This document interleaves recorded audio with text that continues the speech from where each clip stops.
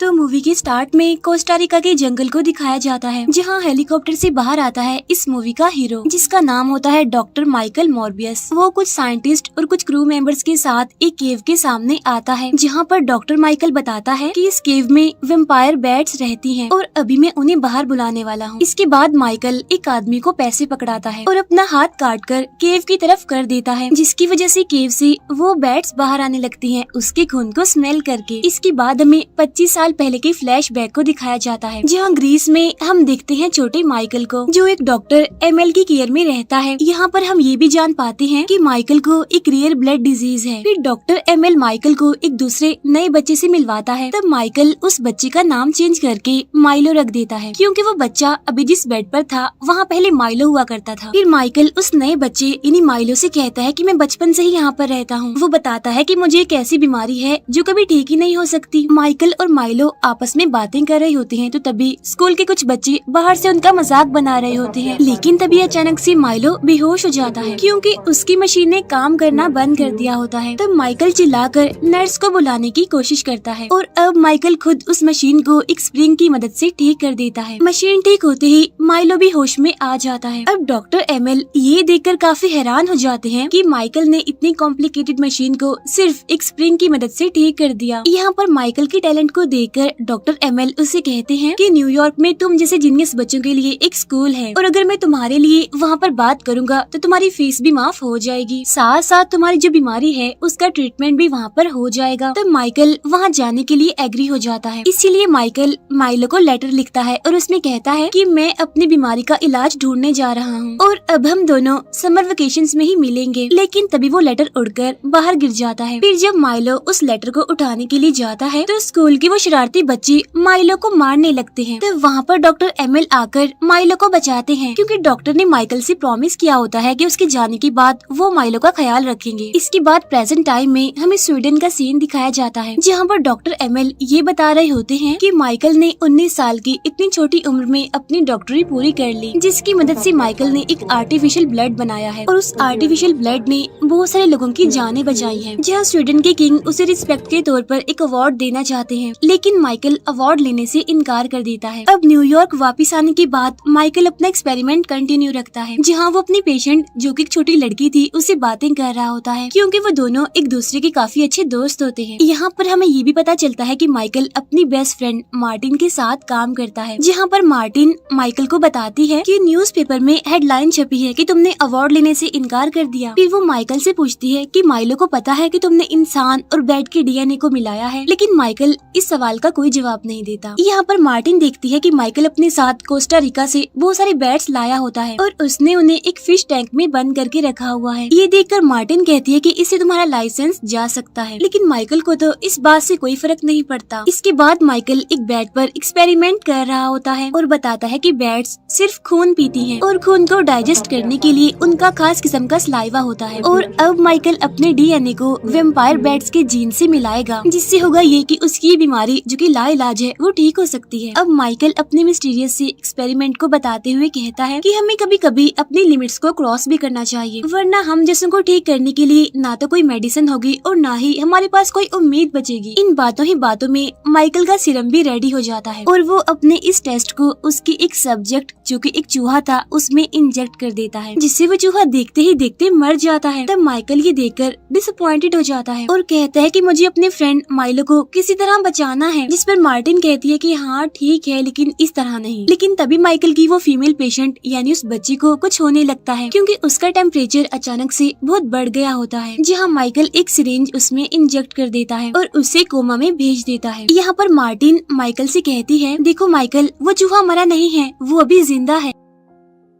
इसके बाद Michael Milo से मिलने जाता है, जहाँ माइकल माइलो से कहता है कि मेरे पास एक गुड न्यूज है। यहाँ पर माइलो माइकल से पूछता है कि तुम इतने दिन कहाँ गायब थे, क्या इसमें मार्टिन का हाथ है, क्या तुम उसके साथ रह रहे थे। यहाँ पर माइकल माइलो से कहता है कि मजाक को साइड पर रखो, मैं तुम्हें कुछ बताने वाला हूँ, और वो ये कि मैं हमारी बीमारी के क्योर को ढूंढने के बहुत करीब हूँ। हो सकता है कि लोग इस पर सवाल उठाएं, लेकिन ये भी सच है कि हमारे पास ज्यादा टाइम नहीं है और हमारे पास ठीक होने का ट्रीटमेंट का बस यही इलाज है। तब माइलो इस चांस को लेने के लिए मान जाता है। अब माइकल और मार्टिन समंदर के बिल्कुल बीचों बीच एक शिप में अपने एक्सपेरिमेंट को मूव करते हैं, जहाँ पर उनका एक्सपेरिमेंट कामयाब भी होता है। जहाँ माइकल उस सीरम को एक छोटी सी बोतल में भरकर उसे मार्टिन को देता है और कहता है कि ये तुम मुझ पर ट्राई करो, इसे फौरन मुझ में इंजेक्ट कर दो। तब मार्टिन ऐसा ही करती है, वो उस सीरम को माइकल को इंजेक्ट कर देती है और उसे लेटाकर उसके हाथ और पाँव को बांध देती है। लेकिन तभी माइकल कांपने लगता है। तभी हम देखते हैं कि शिप में कुछ और क्रू मेंबर्स भी आए हुए थे, जहाँ उनमें से एक आदमी लैब में आ जाता है। लेकिन तभी वो दोनों देखते हैं कि माइकल अपनी जगह पर नहीं है, बल्कि वो तो ऊपर छत से चिपका हुआ है, बिल्कुल किसी बैट की तरह, चमगादड़ की तरह। जहाँ देखते ही देखते माइकल उस आदमी पर अटैक कर देता है, जहाँ मार्टिन उन दोनों को एक जगह पर बंद कर देती है, क्योंकि माइकल अब पूरी तरह से वैम्पायर बन चुका है। यानी अब उसके खतरनाक बड़े बड़े दांत थे, बड़े बड़े नेल्स थे। अब अलार्म बजने की वजह से माइकल खुद को ग्लास में पीटने लगता है, जहाँ क्रू के बाकी मेंबर्स भी अंदर आ जाते हैं और वो मार्टिन को साइड पर धक्का दे देते हैं ताकि वो माइकल को शूट करके मार सके। लेकिन तभी माइकल ग्लास तोड़कर बाहर आ जाता है और जब वो दिखता है कि मार्टिन बेहोश पड़ी है तो उसे बहुत गुस्सा आता है। इसीलिए वो क्रू के सभी मेंबर्स को एक एक करके मारने लगता है। इसके बाद देखते ही देखते माइकल वैम्पायर से इंसान में बदल जाता है, जहाँ उसकी पूरी बॉडी असली हालत में आ जाती है। फिर माइकल दोबारा से अंदर जाता है और देखता है कि मार्टिन तो बेहोश है और सीसीटीवी फुटेज में देखता है कि उसने क्रू के सारे मेंबर्स के साथ क्या किया, उन्हें मार दिया। इसीलिए वो रेडियो के थ्रू जल्द से जल्द यहाँ मदद भेजने के लिए कहता है। तब FBI के लोग वहाँ शिप तक पहुँच जाते हैं, जहाँ 2 एजेंट्स क्राइम सीन को इन्वेस्टिगेट कर रहे होते हैं और उन्हें बताया जाता है कि इस हादसे में एक लड़की जिसका नाम मार्टिन है वो जिंदा बच गई है, यानी वो सर्वाइवर है, और जिसने मदद बुलाने के लिए कॉल की थी वो यहाँ पर है ही नहीं। और हैरान कर देने वाली बात तो ये है कि इन डेड बॉडीज में खून का एक कतरा भी नहीं है। अब माइलो भी इस हादसे की न्यूज को देख रहा होता है। तब ये देखकर वो थोड़ा अपसेट हो जाता है। अब माइकल छुपकर हॉस्पिटल में मार्टिन से मिलने आता है और उसे कहता है कि डोंट वरी, मैं तुम्हें कुछ भी नहीं होने दूंगा। और अब जैसे माइकल अपने लैब में पहुंचता है तो वो फिर से वैम्पायर में बदलने लगता है। यानी अब उसे खून की भूख लग रही थी, उसे खून चाहिए था, इसीलिए वो अंदर जाकर अपना ही बनाया हुआ आर्टिफिशियल खून पीने लगता है। माइकल को पहले की निस्बत अब सब कुछ अलग लग रहा है। यानी जहाँ वो पहले चल भी नहीं पाता था, चलने के लिए उसे स्टिक चाहिए होती थी, अब उसकी भी जरूरत नहीं थी। यानी वो दौड़ भी सकता है, उड़ भी सकता है, जंप भी कर सकता है। लेकिन अब उसे नीड होती है, उसे तलब होती है इंसान के खून की। और खून की भूख मिटाने के बाद वो खुद को फ्रेश और फिट फील करता है। माइकल उस फिश टैंक में जाता है जहाँ पर उसने बैट्स को रखा हुआ था, लेकिन वो बैट्स माइकल को कुछ भी नहीं कहते, क्योंकि वो वैम्पायर बैट्स थी और माइकल भी तो अब वैम्पायर ही था। और अब माइकल बिल्कुल बैट्स की तरह ही चीजों को सेंस कर सकता था, उनको फील कर सकता था, और दिखता है कि आर्टिफिशियल खून का असर सिर्फ 6 मिनट तक ही रहता है, जिसके बाद वो फिर से वैम्पायर बनने वाला होता है और कमजोर फील करता है। और इसका सिर्फ एक ही इलाज होता है, वो होता है इंसान का खून। इसके बाद हम देखते हैं कि माइलो माइकल से उसके लैब में मिलने आता है, जहाँ उस टाइम माइकल की हालत काफी खराब होती है। वो माइलो से कहता है कि मुझे खून चाहिए। फिर जब माइकल खून पीता है तो माइलो उसे देखकर काफी हैरान हो जाता है कि वो खून पी रहा है और खड़ा भी हो सकता है अब क्योंकि माइलो भी चल नहीं सकता था, उसे भी चलने के लिए, खड़ा होने के लिए स्टिक की जरूरत होती थी। इसलिए वो भी माइकल से जिद करने लगता है कि मुझे भी वो सीरम चाहिए। लेकिन माइकल उसे वो सीरम देने से मना कर देता है, क्योंकि अगर ऐसा होगा तो लोग मरने लगेंगे, क्योंकि जाहिर सी बात है वो भी उस सीरम के बाद वैम्पायर बन जाएगा और लोगों को मारने लगेगा।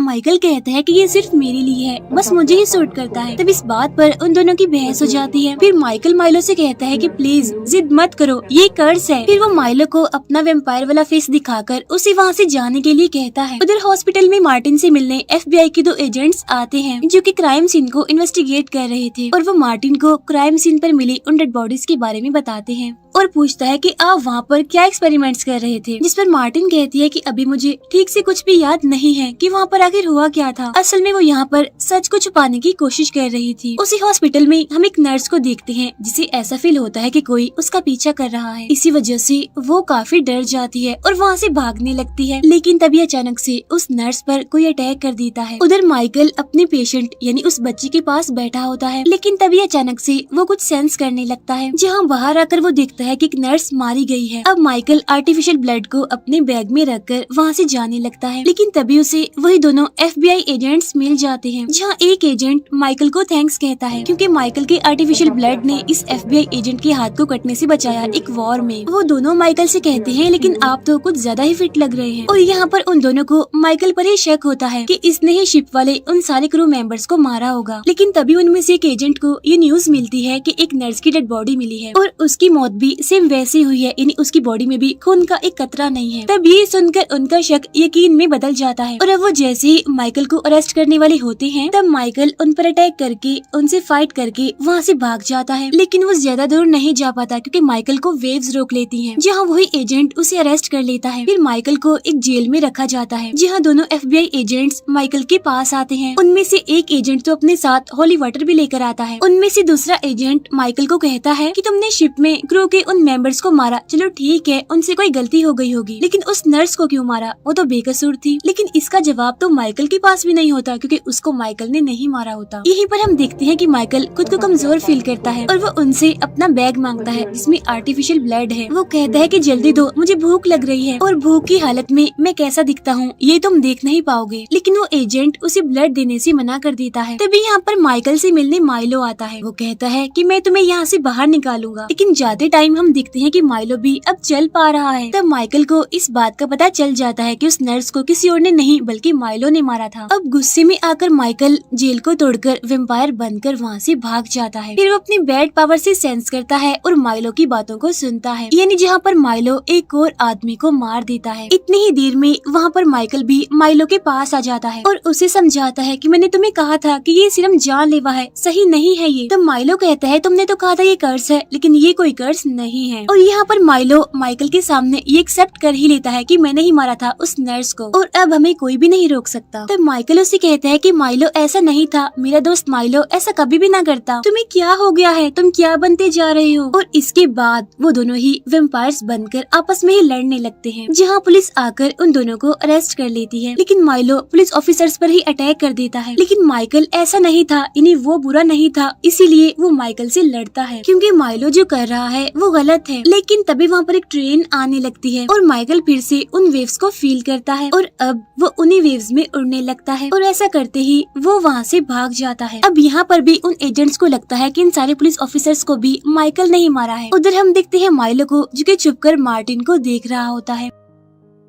Next day Martin FBI agent से बचकर भाग रही होती है, जहाँ बस में उसे माइकल मिलता है। वो मार्टिन को बताता है कि नर्स को और पुलिस ऑफिसर्स को मैंने नहीं मारा बल्कि उन्हें माइलो ने मारा है और अब मुझे माइलो को रोकना है, इसके लिए मुझे तुम्हारी हेल्प की जरूरत है। अब मार्टिन चेक करती है कि माइकल धूप में जलता है या फिर नहीं, जिस पर माइकल कहता है कि नहीं, मैं वैसा वेम्पायर नहीं हूँ और अब आर्टिफिशियल ब्लड का असर भी कम होता जा रहा है, जहाँ 6 मिनट से कम होकर ये 4 मिनट तक हो गया है। उसके बाद मैं वेम्पायर बनने लगता हूँ और कमजोर फील करता हूँ। और तभी माइकल 2 लड़कों की बातें सुनता है जो रेस्टोरेंट के काउंटर पर नकली नोट देते हैं। उनका पीछा करते करते वो उनकी लोकेशन तक पहुँच जाता है। वो उन लड़कों से कहता है कि इस जगह को मैं अपना लैब बनाना चाहता हूँ, इसीलिए तुम सब यहाँ से निकल जाओ। लेकिन एक लड़का माइकल पर चाकू से अटैक करने वाला होता है। तब माइकल उन्हें अपना वेम्पायर फेस दिखाता है और बस उनके लिए यही काफी था। वो सारे लड़के डरते हुए वहाँ से भाग जाते हैं और अब माइकल वहाँ अपना लैब सेटअप करता है। उधर माइलो अपनी फिटनेस और अपनी बॉडी में चेंजिंग्स को काफी एंजॉय कर रहा है, जहाँ वो रेडी होकर एक नाइट क्लब में जाता है। वहाँ जाकर वो एक लड़की से मिलता है, जहाँ वो दोनों बातें कर रहे होते हैं। लेकिन उस लड़की के साथ उसके और भी फ्रेंड्स थे और वो माइलो को वहाँ से जाने के लिए कहते हैं। वो माइलो को धक्का भी देते हैं और अब माइलो वेम्पायर में बदलने ही वाला होता है कि तभी वो वहाँ से चला जाता है। लेकिन अब उन लड़कों की खैर नहीं थी, क्योंकि माइलो वेम्पायर बनकर उनके बाहर आने का वेट करता है और जैसे ही वो बाहर आते हैं वो उन पर अटैक कर देता है। फिर माइलो मार्टिन के पास उसके लैब में चला जाता है और वो मार्टिन से पूछता है कि माइकल कहाँ है, जिस पर मार्टिन कहती है कि मुझे भी नहीं पता वो कहाँ है। यहाँ पर माइलो मार्टिन की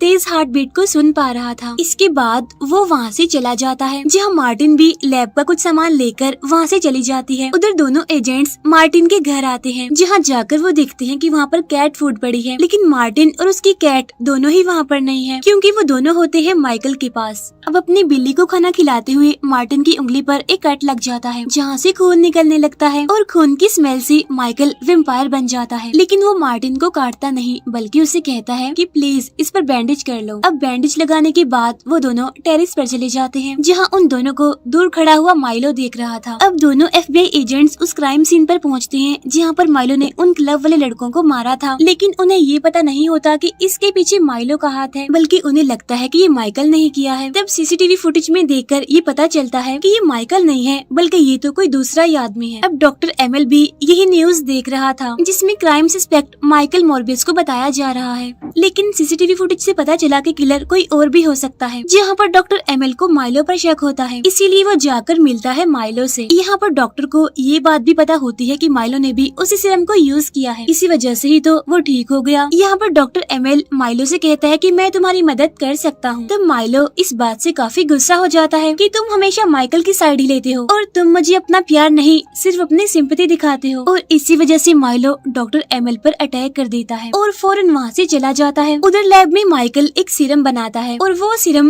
बैट्स की जान ले सकता है। और माइकल ने इस सीरम की 2 डोज बनाई होती है, एक अपने लिए एक माइलो के लिए। यहाँ पर माइकल मार्टिन से कहता है कि तुम्हें यहाँ से चले जाना चाहिए क्योंकि यहाँ पर खतरा है। लेकिन तभी माइकल को डॉक्टर एमएल कॉल करता है जो कि काफी बुरी तरह से इंजर्ड है। वो बताते हैं कि मैं माइलो से मिलने गया था और उसी ने ही मेरा ऐसा हाल किया है। इसी वजह से माइकल डॉक्टर एमएल से मिलने जाता है। यहाँ पर डॉक्टर माइकल से कहते हैं कि तुम्हें माइलो को रोकना होगा और ऐसा कहते ही डॉक्टर की मौत हो जाती है। और तब यहाँ पर माइकल माइलो की आवाज सुनता है जहाँ वो दिखता है कि माइलो ने मार्टिन को किडनैप कर लिया है और देखते ही देखते वो मार्टिन पर अटैक कर देता है। तो माइकल उड़ते हुए मार्टिन के पास जाता है। यहाँ पर मार्टिन माइकल से कहती है कि मैं भी तुम्हारी हेल्प करना चाहती हूँ माइलो को मारने में। फिर वो माइकल को अपना खून पिलाती है, लेकिन माइकल के खून का एक ड्रॉप मार्टिन भी पी लेती है। खून पीने के बाद माइकल काफी स्ट्रॉन्ग और पावरफुल फील कर रहा था, जहाँ वो जाकर माइलो से लड़ता है। माइलो अपने बड़े बड़े नेल से माइकल पर अटैक करता है और उसे काफी इंजर्ड कर देता है। तब यहाँ पर माइकल चिल्लाकर अपने साथियों को इन्हीं बैट्स को बुलाता है। तो वो बैट्स माइकल को चारों तरफ से घेर लेती हैं। इसके बाद वो माइलो पर अटैक कर देती हैं, जहाँ पर माइकल अपना बनाया हुआ सीरम माइलो में इंजेक्ट कर देता है, जहाँ माइलो अपने ह्यूमन फॉर्म में वापस आते ही मर जाता है। अब FBI की दोनों एजेंट्स वहाँ पर पहुँच जाते हैं और वो बहुत सारी बैट्स को वहाँ पर उड़ता हुआ देखते हैं। उधर मार्टिन को भी होश आ जाती है क्योंकि उसने माइकल का वेम्पायर वाला खून पी लिया था। वही हम उन्हीं बैट्स के बीच माइकल को भी उड़ता हुआ देखते हैं, बिल्कुल वेम्पायर बैट की तरह। इसके बाद हम देखते हैं कि एक मल्टीवर्स का रिफ्ट खुलता है और स्पाइडरमैन की दुनिया से इस दुनिया की जेल में आता है एड्रियन, जिसे पुलिस अपने साथ ले जाती है। नेक्स्ट सीन में हम माइकल मॉर्बियस को देखते हैं जो कि अपनी गाड़ी से कहीं पर जा रहा होता है, जहाँ वो एक जगह पर रुकता है और उसे वहाँ पर मिलता है एड्रियन। वो उस टाइम अपने सूट में होता है और कहता है कि मैं नहीं जानता कि मैं यहाँ पर कैसे आया हूँ। मुझे लगता है कि शायद इसमें स्पाइडरमैन का हाथ है, इसीलिए मॉर्बियस अब मैं तुमसे मदद चाहता हूँ ताकि तुम स्पाइडरमैन से फाइट करो। जिस पर माइकल कहता है कि प्लान अच्छा है, चलो देखते हैं। माइकल की इस बात के साथ ही ये मूवी यहीं पर एंड हो जाती है।